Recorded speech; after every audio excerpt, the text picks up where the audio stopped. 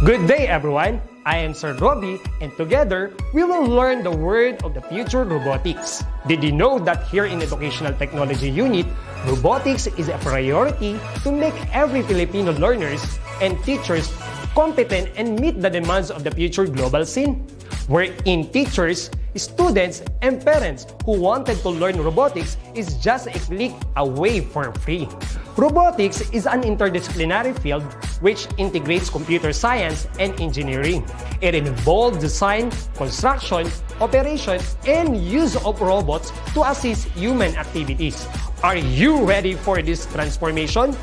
Soon in ICTS Educational Technology Unit. Come and join us and love the future para sa bata, para sa bayan, at para sa guro. Sulong edukalidad.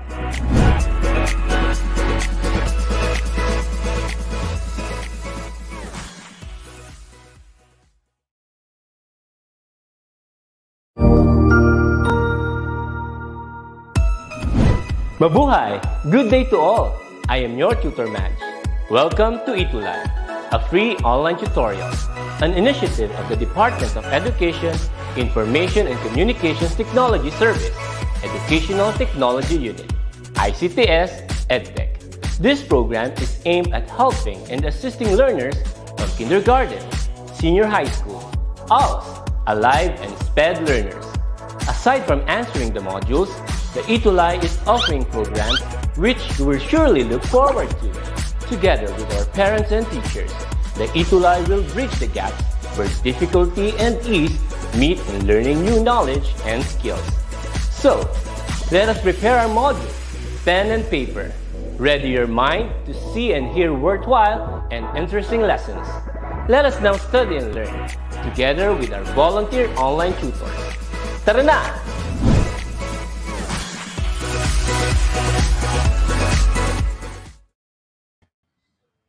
Hey there, what's up everyone? Good afternoon. Welcome back to another ETUlay session. This is Tutor T. This is Tutor Rodman from SDO Bataan. And we're so another happy. Friday, sir. Yes, another Friday, another learning, right? Yeah. And this is another opportunity for us to share knowledge, skills about contact center services. And since we are on the first quarter of this school year, we are focusing more on entrepreneurial sides of contact center services. All right. So we're so happy to have our tutees and other viewers from all over the Philippines right here on our show, on our session. Right, Tutor Rodman? How are you there in Bataan? Actually, in here, no, it's cloudy in here in Bataan. Yeah, medyo maulap-ulap. Yeah, parang uulan yata. Oo. Dito naman sa akin, mainit. Na wala yung electric fan namin, nabasag yung LC. So, magtitiis tayo mainit ngayon. Pero that's fine. Ang importante, nakikita at naririnig pa rin tayo ng ating mga tutees nationwide despite na medyo uncomfortable sa situation. Kung medyo pinapawisan ako, pagpasensyahan nyo, medyo mainit, but it's okay. We would but still handsome ka pa rin, sir. Yun. Baka sir, meron silang nami-miss na sa tabi mo. Oo nga, no? So, just to inform everyone, Churo Teresa is going to be teaching front office services later at 2:20 from 2:20 to 3 p.m. Yeah, okay? So right after, no, sir, right after our session, si Ma'am Tere naman. Actually, we would cut this show short, a little shorter, maybe after 30 minutes. We're all good. We're all good to go because Tutor Teresa will be using the same equipment that I'm using. Okay, we do have another PC right there, but currently we're still missing out some piece of peripherals so that we can use that as well in our online tutorial. But we don't have to worry about that. All we need to worry right now is our topic for this week, and that is selecting business idea based on the criteria and techniques set. So basically what we're going to do here is we're going to discuss these criteria and techniques. All right. So are you guys ready? Okay, comment on the section. Yes, of course, ready. Magagalala kung may mga tanong or comments, please use our comment box. Gamitin natin yan kung may mga questions tayo. All right. So what are our objectives? Okay, so these are the objectives of our session for this afternoon. The first one is enumerate various criteria and steps in selecting a business idea. Then number two, apply the criteria or steps in selecting a viable business idea. And of course, number three, determine a business idea based on the criteria or techniques set. All right. So a lot of us would like to become an entrepreneur in the future because of its lucrative nature. That means we could earn up Mhm. infinitely, no? Income. So that means walang cap when it comes to our income. Unlike Yes. us employees, merong cap sa aming income. Siguro hanggang doon lang yung income namin. Pero pag naging entrepreneur ka, ang iyong income ay walang cap. Nakadepende how Yes. hardworking Kumbaga, you are, how in demand your business is. Okay? So, dahil lahat tayo, ako mismo, I wanted to become an entrepreneur in the future or yeah, me somehow too, me too. doing some entrepreneurial activity Yeah. right now, even as an employee, di ba? Just Mhm. Parang mga small time tayo, small oh, time small time. entrepreneur. Oo, minsan papel-papel lang yan, pero kumikita. Yes. Dati yon dati. Pero since it's pandemic, hindi na yun pwede. Tsaka meron na tayong regulations sa school, di ba? At sa canteen na lang binibili. Pero dati, I remember when I was younger, yung teacher ko, kapag ka hindi nakabili ako ng papel, no, yung teacher ko may handa para wala kang excuse na Yeah. hindi magsulat, bibilihin mo, piso, apat. Ganon yun, naalala ko. Way back in 90s yun. Yeah. So, yeah, meron na tayong ano, meron nang nag-comment sa atin si Chuti Rizal Ashley. Good afternoon po, Rizal Ashley Cabrera, watching from Legarda Elementary School, grade 6. Yeah. Oo. So, welcome and thank you, no? Mm-mm. Alright. So, sa pag-generate ng business ideas, mayroong mga hurdles. So, Yeah. ano ba yung hurdles? Mga Churorod hadlang. mo? Mga Mga hadlang. hadlang, no? So in Filipino, that is hadlang or maybe difficulties or maybe problems, right? In your business. Ayan, mga ganyan. Mga hadlang in putting up your business. Yeah, the first one is can come up with an idea. Wala daw, no? Can't come up with an idea. Ibig sabihin, nag-iisip ka pero parang wala namang pumapasok. Something like that. Right? Walang dumarating na idea. O kung meron man, parang hindi siya relevant, hindi siya related, or something like that. Yeah. Okay, sabi ni Luz Mm. Manantan Ports. Sabi niya, Clyde Johnson and Portasio, good PM po. Okay, maybe Yan. he is using her mom's mobile phone or account. So that's why Mm. nakasulat yung pangalan ni Clyde Jansen M. Portasio. Good PM po. Good PM sa'yo. Okay, invite mo yung mga classmates mo to join our session this afternoon. All right? So yun, mahirap yun, no? You want to put up a business but you can't somehow come up with an idea. That's a hard hurdle. Okay, wala kang Yeah. maisip.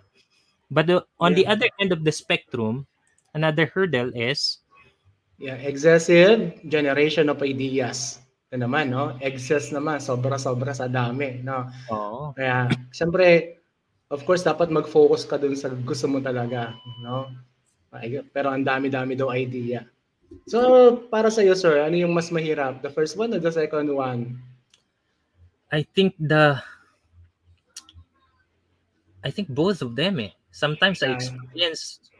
this I sometimes experience not being able to come up with an idea, and sometimes I have this flow of ideas that it's Mm. hard for me to really determine which one I should go for, 'di ba? Yeah. So yun, lahat tayo nag-struggle dyan. And Mm. even in our lesson planning, right, 'di ba? Sometimes ang Yeah. dami-dami nating gustong ituro pero we need to focus on the most important thing, 'di Mm. ba? Pero siyempre, yung una mong naisip, ano pa lang yung kumbaga, hindi pa yun ang final decision, right? Mhm. Pag nag-iisip ka. Okay, so that's the reason why we would first discuss how to generate business ideas, and then afterwards we would discuss sifting or selecting the best idea that you can go for from among those business ideas that we or that you will generate. All right. Mhm. So what should we do then? Yeah, there is a systematic approach in generating and selecting a business idea that can be transformed into a real business. Wow, that And makes what me are this, excited. no? That makes me Mhm. excited because if there is a systematic approach in generating and selecting a business idea, that for sure will make it a lot easier for us to really narrow down, to really create a lot of, just throw in a lot of ideas and then narrow down those ideas Mhm. into one best idea that you can pursue, right? Yeah, Diba? you're right. Okay, so what are the approach? Ano yung mga steps that we should be taking? Yeah, the first one is examine existing goods and services. Yeah. So at ito yung kauna-una, no? Yung ito yung pinakauna. The first approach daw, examine existing goods and services. Sa dami-dami ng mga business ngayon, right? Ang hirap-hirap ng maging unique, right? Maging unique ng mga produkto mo o ng mga gusto mong itayo na business. Kaya nga, it is very important na in your community, alamin mo muna. So ano ba yung mga existing goods and services? Ano ba yung na-offer nila? Marami na bang restaurant? Marami na bang tindahan? Nagbebenta ng gulay? Something like that. So that is the first one. Examine no existing goods and services. Apo. So yun, good afternoon Sir Orlimar G. Sevilla. Good afternoon po. Salamat po sa pagtunin. Yes. Good afternoon, sir. Mhm. Okay, importante ito, sir, di ba? Itong pag-examine existing goods and services because that's where we get our benchmark. Okay, we Yeah. use those existing product and service as our benchmark, no? Kung ano yung pwede nating i-produce that would be unique gaya nga ng word ni Mhm. Tutor Rodman. So tatandaan natin 'yon, no? When we generate business ideas, we aim for what is unique. Okay? Ano ba yung kakaiba? Okay? Kung kapareho lang din 'yan, so it will have no advantage, 'di ba? Comparing with other business goods and services Correct. out there. All right?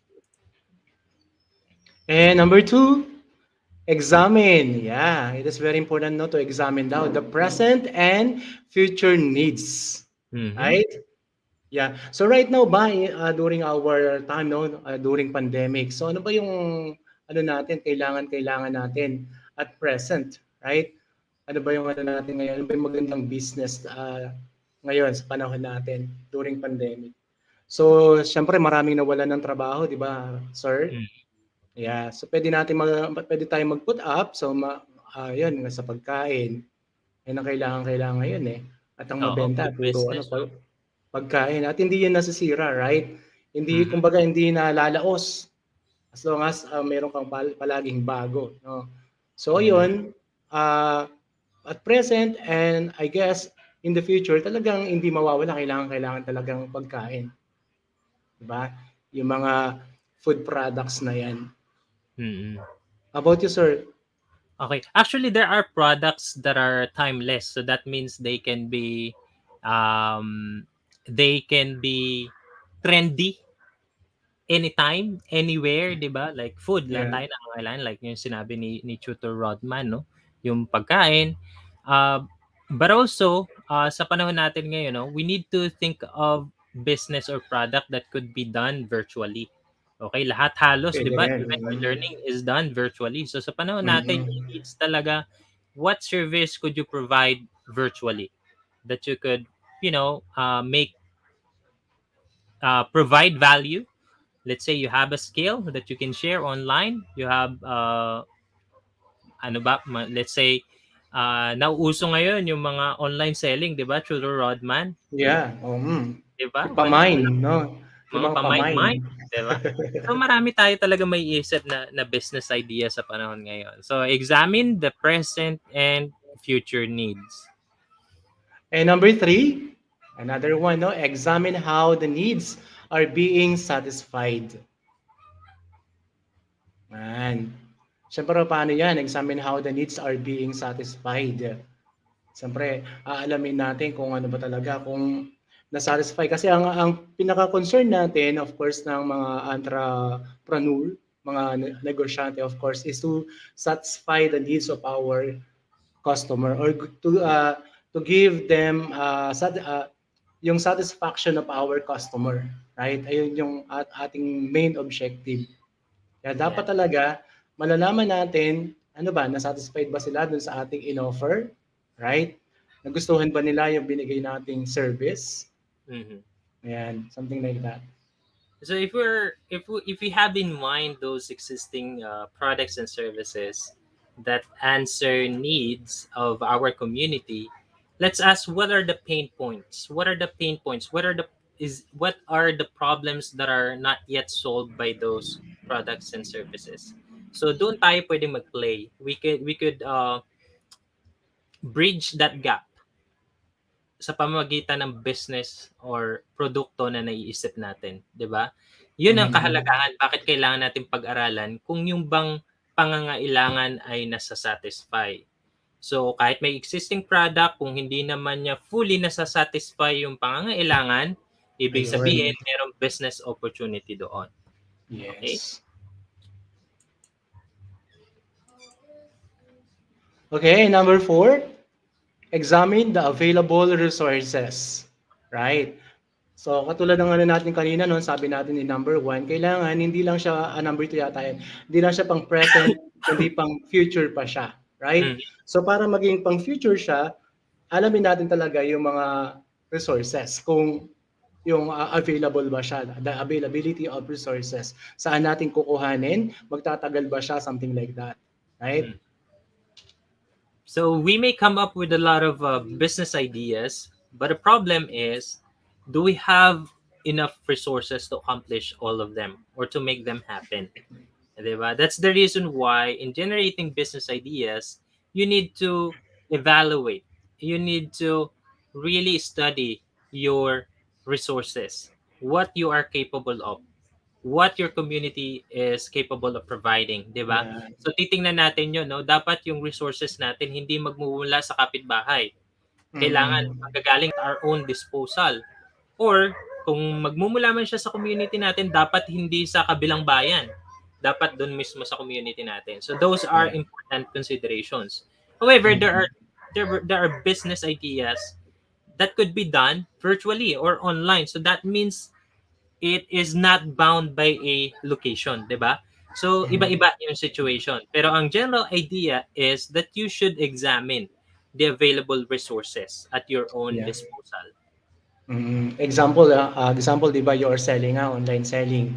Then after nung first session mo, wala ka nang makuha ng mga products, right? O yan. So ibig sabihin, mag-e-end up na doon, mag-e-end na yung business mo doon kasi nga wala nang available resources. Kaya nga it is very important muna, ayan, alamin kung saan kukuhanin, 'di ba, yung mga different resources para magtuloy-tuloy lang yung business. Exactly. Okay? So number 5. And yeah, number 5, siyempre, this is very important, no? For us entrepreneurs. Ayan, naking as na ako, no? So, read magazines, and news articles and other publications on new products and techniques or advances in technology. Yan. Para madagdagan yung knowledge mo, di ba, sir? And Exactly. Tutor T, di That ba? is the reason Kailangan, why actually one of the mm, key competencies in whatever technical vocational courses that we are taking up.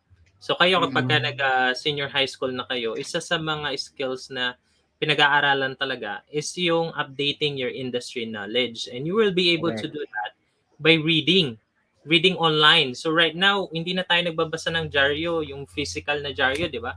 We Ayan. read magazines, we read news via internet or online, Mm, di ba? May correct. mga website na yung mga news provider natin. Like for example, dati yung Manila Bulletin, di ba? Dyaryo. Mm, Well, anyway, may dyaryo pa rin naman, pero their majority of their publications are now online, di ba? correct. So yun. So kailangan nating update yung ating industry knowledge so that we may know what are the upcoming competition. Okay, tingnan Mm, natin kung saturated na ba, well saturated na ba yung industry na papasukin mo.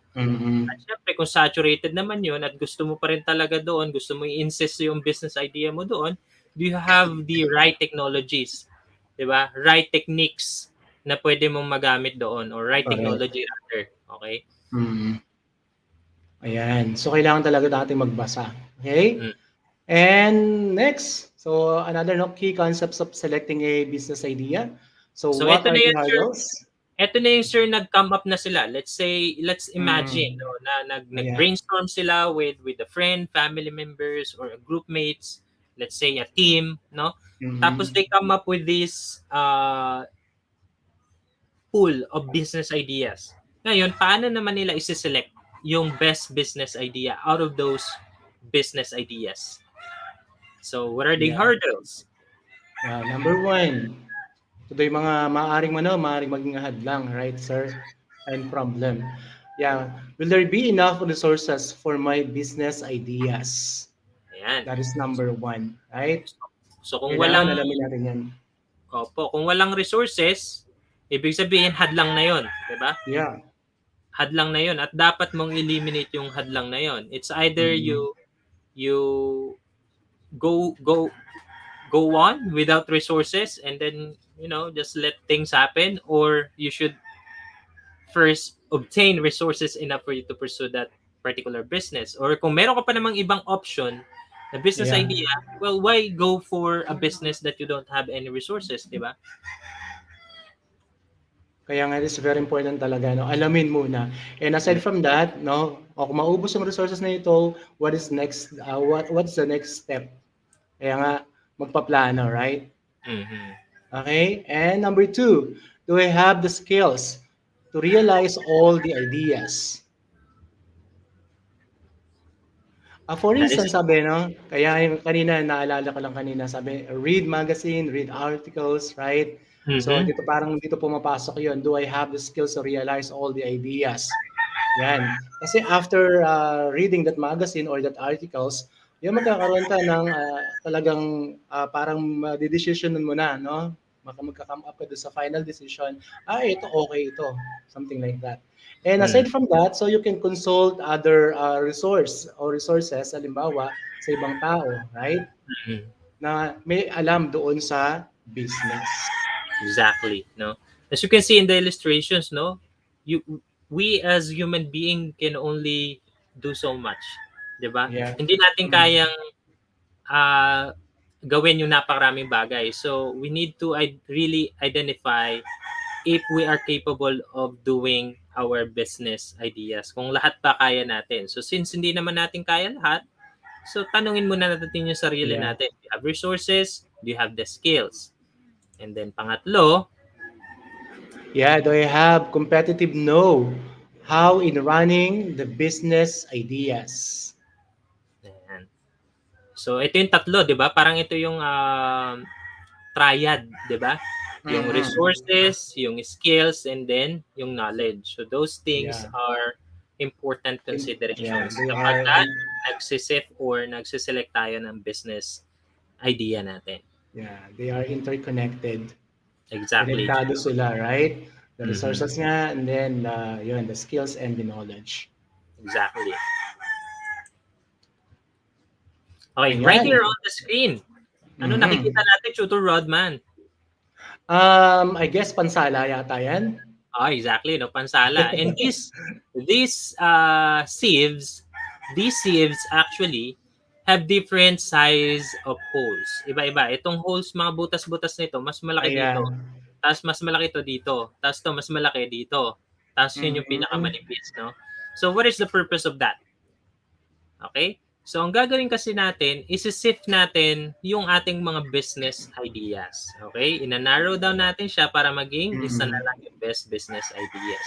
So, these are the questions. These are the sieves. Okay?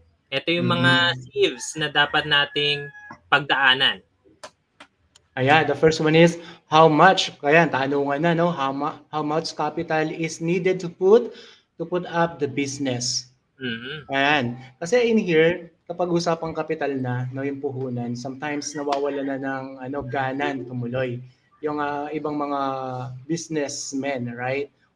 Business person to enter business. Kasi nga, wow, ang mahal pala, ang taas pala, something like that, right? Kaya nga, siguro that is the importance of that SIP na yung pansala na yan. na sasalain mo siya ng mabuti. Pwede ka naman kasi mag-enter ng business na kukunti lang muna yung capital, right? Huwag ka munang mag-on doon sa mas mataas na kapital na talaga namang hindi mo naman kaya. Kasi yung iba, parang nangungutang, nanghihiram lang, right? Exactly. Oo. Yeah. So sa halip na kumita, nababaon sa Yeah, sa utang. utang. Actually experienced that before. So what I learned from my failure in the past when I was trying to put up my own training school.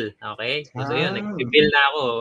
Before I enter into DepEd, sumubok ako magtayo ng online, and not online, ng tutorial school. Hindi naman tutorial, parang training, test the training center, no?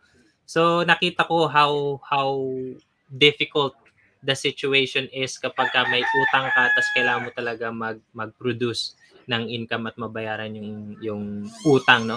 But at the end of the day, ang lesson na natutunan ko is that you have to start small, take Mm-mm. small baby steps. Okay? Small Yeah. na baby steps pa, unti-unting Mhm. hakbang. So we can start up a business without capital. So what are the available resources? What are your skills? And then Yeah. what do you know? Yung tatlong bagay na yun na pinag-usapan natin Mm-mm. na ano ba yung mga alam mo na, ano yung kakayahan mo, at Mm-mm. ano yung available resources mo right Yeah. now. Okay? Yeah. And number two, where should the business be located? Mm-hmm. Yeah. So ngayon, actually even in the house, no, sa loob ng bahay lang natin, we put business. Nakakapag-business tayo, right?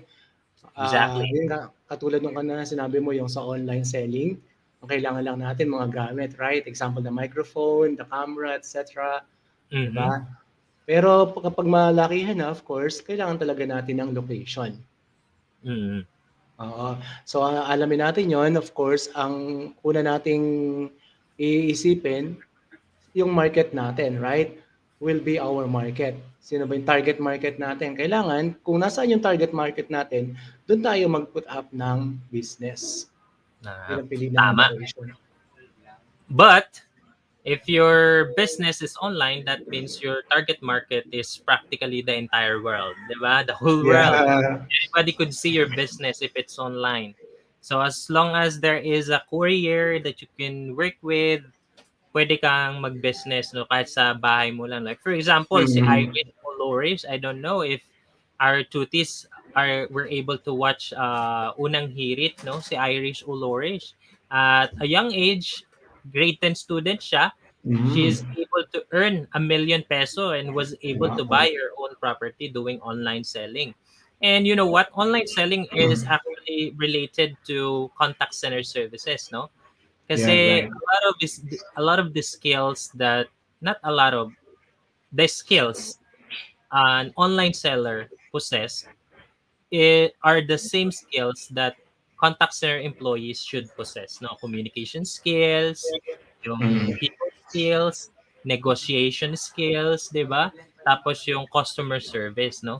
Yeah. So essential talaga ito at pwede niyo kayo mag-umpisa diyan, yung mga pamain-main niyo na business diyan online ng Correct, ating, correct. no? I highly encourage you to do those things. Kung may mga luma-luma kayong gamit diyan, mga ukay ni nanay-tatay na hindi na sinusuot, kausapin niyo si nanay-tatay niyo, labhan niyo maayos, i-fabric conditioner niyo yan, ipamain-main niyo yan online. You would love earning income online, di ba? Pwede Correct, niyo yung correct. gawin sa bahay. So, hindi na problema location. Yeah. And number three. So, how big is the demand for the product? Do Mhm. many people need this product and will continue to need it for a long time? So those are the things we must consider. Ano daw Yeah. yung, gaano ba kalaki daw ba yung demand for the product? Mhm. Tapos, do many people daw need this product? Kailangan ba talaga ng marami ang tao? And aside from that, it will continue to need it for a long time. Ayan. So, tatlong bagay, no? Tatlong bagay ang kailangan nating i-consider. Mhm. Okay? Sa mga tutis natin out there, maybe you're planning to become an entrepreneur in the future, no? So the reason Mhm. why, like for myself, in the coming days, I would venture into a business, and the purpose why I would venture into business is that I would like to earn profit, and at the same time, I want my business to perpetuate not just in my generation, but also in the next generation to come. So if the demand for a particular service or product that you're thinking of is not something that would last a lifetime or forever, maybe it's something, maybe you could do that as part of your learning process, but at the end of the day, the reason why we're putting up a business to really build wealth for us and for our family. So, isa rin to sa Correct, pwede correct. natin gawing pangsala talaga. Kung ito bang naisip mong business idea, pwede mo ba itong paluguin at pwede mo po ba itong ipagpatuloy pa sa napakaramang generation Yeah. after you? Pwede mong maipamana, di ba? Kasi ang kailangan talaga natin today, pangmatagalan, right? Oo. Pangmatagalan talaga, no? Hindi yung Mm. saglit lang, parang Mm. yung jowa nila, saglit lang. Parang pag-ibig nila, no, sir? Oo, dapat forever. Ayan, no? So number 4, how Yeah, is the number demand four, met? number four. So how is the demand met? Who are processing the products to meet the needs? Yeah, it's about a competition or demand. How much of the need is now being met? The supply. Mhm. Paano ba yung gagawin natin dyan? So, yun daw, how is the demand met daw? Siyempre, Oo. kailangan nating malaman yan, no? Paano? Oo, titingnan kasi natin 'yan kung yung supply ba ay sapat para Right, dun sa yeah, demand. enough ba? So nakita natin there is enough demand for that product or service na naisip natin or business na naisip natin. However, nakita naman natin the reason why na walang nagpo-provide ng ganung business kasi malayo tayo sa supply, no? Titingnan din natin paano Mm. natin babalansehin yung supply and demand. Alam naman natin na kapagka mataas ang supply ng produkto, bumababa yung presyo. So, ibig sabihin, maliit Correct, lang yung correct. margin ng income mo nun kapag masyadong mataas yung supply. Pag mahina naman yung supply, Mm. ang hirap naman kumuha, pero you could sell that at a higher price. So, titingnan mo pa rin Mm. kung kaya mong balansehin yun. Okay? Ang importante kasi kapag nag-start ka ng business is that you will earn no matter what. Kasi what's the Mm. purpose of putting up a business if it just run out your or um tawag dito, it will just run out your resources, 'di ba? Even your personal money. Parang Kailangan nagpapagod ka lang. dapat pumapasok ang income sa Yeah. business natin. Okay? Yeah. Pagka hindi mo kasi naintindihan yung number four, right? Parang nagpapagod ka lang sa wala. Di ba? It is very important to know the supply and demand. Mhm. Para parang tong ano no, para alam mo kung paano timbangin to balance. Ayan, number five, do you have the background and experiences needed to run this particular business? Yan. So do you Ayan. have the background now, next experiences? But actually, in entering a business, hindi naman kailangan you are, katulad ng sinabi ko, ano, na hindi kailangan maging expert, right? Maging ganun kagaling, kahusay in handling that business. But the most important is, dapat meron ka ring initial knowledge, background, and experiences before entering that business. Kasi Ayun. once na wala ka talagang alam, parang nangangapa ka sa dilim, something like that, right? You Mhm. do not know what to do, nagkaroon lang ng konting problem, parang gumuguho na yung mundo mo. Oo. Yeah, it is And very there's a important to workaround that actually, no? Pwede ka namang humanap din mm, ng mentor o kaya yeah, advisor correct. na tutulong sa'yo, 'di ba? So pwede Mm, may workaround diyan. Pero ang pinakaimportante dapat mag-acquire ka rin talaga. Pero you cannot go right into business with solid background right away, no? You could learn mm, along the way. So that's the reason why you correct. start with the small baby steps para matumba ka man, hindi masyadong Mm, malakas ang bagsak mo, 'di ba? Kapag ka mm, maliit-liit lang yung hakbang mo as starters, 'di ba? correct, correct. Kaya nga yung kanina nabanggit natin, no, it is very important na yung reading talaga. Reading, interview, ngayon maghanap ka ng mga resources. Ayan. Next, number six, will the business be legal and not against any existing or foreseeable government regulation? So, yan. So, we are talking about legality na rito, no? Kailangan ng business natin, of course, legal. Okay? So, pwede natin, for instance, in our barangay, pwede tayong mag-consult sa barangay, magtanong tayo. Even yung mga small businesses like tindahan, yung sari-sari store. Di po ba, sir? Yung sari-sari store, kailangan talagang malaman kung ano ba yung mga policy. Kailangan legal. Exactly, Tutor Rod. Ayan. So yung pangpito is Yeah, the it's a business in business. line with your interest and expertise. No, we talked about Yeah. this earlier. Opo. Okay.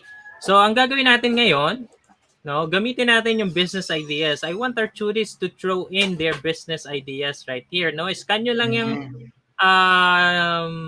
QR code na yan and then type in your business ideas and let's see what's gonna be the result, no? Tingnan natin Yeah. kung may mga business ideas ba kayo, okay? And then you can use Yeah. those business ideas being thrown in na hindi lang kayo, pati yung binato rin ng iba nating mga tuties to really assess yourself against these business ideas kung nasa iba yung skills, yung knowledge, and yung resources para i-push through yung business idea na yon na naisip mo. Yeah, correct. Okay? So those other questions like the capital, resources, legals, 'di ba? At pati na rin yung demand, supply, lahat 'yon gagamitin natin as consideration, 'di ba? As considerations to systematically and strategically come up with the best idea that we could Yeah. push through, 'di ba? Right. Okay, tingnan natin kaya kung kumusta na. Kung meron na Yes. So, meron kaya? Meron kayang business sumagot? ideas. Mga different ideas. Ayan, so Yeah, I'll throw wait in your until business ideas now. Cuties. How about you, sir? For instance, you're given the chance to put up a business. Ano ba yung business idea mo, sir? okay, naiisip ko kasi ngayon, I'm more on developing my talent and skills when it comes to content creation, no? I want to Wow. create content online for YouTube. So I bought pieces of equipment like Mm. microphone, camera. I Wow, have that's great. availed the free license, Adobe license so that I could edit video using my laptop, Mm. 'di ba? So ganun. So parang may mga opportunities out there na dumadating din for me in line with my job as a professional teacher, as an ETUlay tutor. We are provided with a lot of trainings. So ang mga business idea na naisip ko talaga is more on the content creation kasi nandiyan na, may resources na ako. All I have to do is to apply my talent, my Yeah. skills, tapos Mm. i-upload ko siya and then it could be a source of income, 'di ba? Mm. Baka ganyan din ang gusto ng ano, no, mga cuties natin. Ayan. So since walang nag-throw in ng business ideas, no? So I hope I believe that you will be followed up by your subject teacher. You would try to throw in your business idea. You could also comment down below mga business ideas na naisip nyo so that Ayan. other tuties could read them, have ideas, ano ba yung naiisip ng bawat Mm. isa, di ba? Baka wala So, silang tingnan ano, natin yan. QR code, sir. Oo, tapos Ayan. apply din. Baka wala daw QR code. Ayan, binalik. Ayan. O, sige, tapos ano, kung wala talagang QR code, pwede namang ano, no, mag-comment kung ano mga business idea in our comment box. Oo. And then Hello daw we'll po. we'll we'll visit it back later, no? Sa Yeah. ating susunod na session dito sa contact center services. And that's all for Yes. entrepreneurship portion ng contact center services. And I guess next week we'll go ahead and discuss more on the skills related for contact center services. Tama ba, Churu Yes po. Rodman? Ay, yes, sir. Mm-mm. So is there anything na you could add up, Churu Rodman, before we get on our own way? Siguro, ayun na. Ano ba yung next nating ano, session para abangan nila, sir? Opo. Our next session will be about the skills related na sa contact center services. Yeah, that's great. I'm So so yun na, excited more na, sir. on Yeah. communicate effectively in English and so on. Mm-hmm. Ayan, we'll be practicing more English in the next session. Yes. Diba? So get excited about that if you're looking for an episode that will, or session Yeah. that will help you improve your English communication skills. That's I guess right. Rodman and I would speak English more Yeah. often in the upcoming episodes. We'll try our best. Okay, we'll try our best. We're not perfect, but we're doing just fine. Yeah. All right, so that's all for today. Thank you so much for tuning in this ETUlay session. This is Contact Center Services. I'm Tutor T. And to the Rodman. Okay, see you Yeah. and stick around. We will have front office services coming up next with Tutor Teresa. That's gonna be all. Thank you so much. Yeah, thank you guys. Bye-bye.